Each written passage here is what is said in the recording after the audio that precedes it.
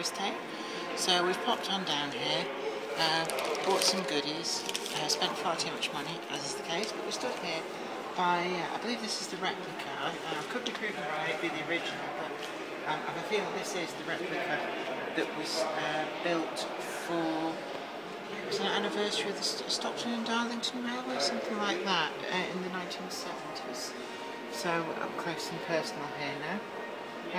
It's amazing how primitive these very early locomotives were, and you can see actually if we look down there, the chassis is nothing more than a couple of bent pieces of metal strip.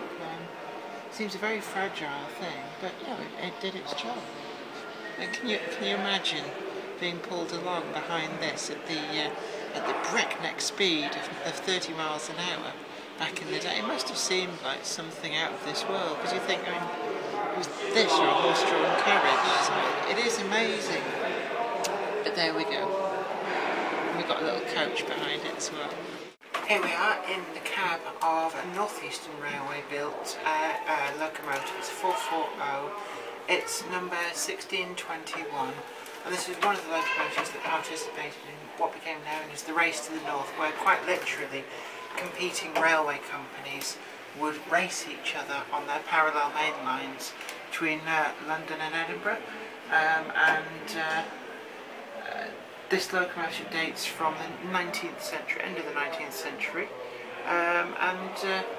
it's withdrawn, and I think it's about 1945, so just prior to nationalisation, it's been preserved here at Shildon.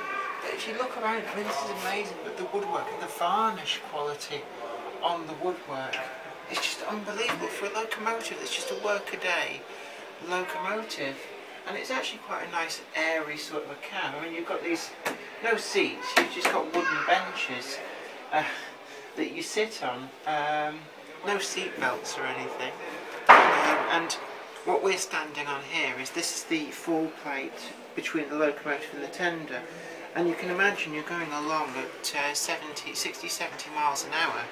These two things, they're bouncing around on the track, and this plate would literally move to keep the gap covered so you don't fall in between them.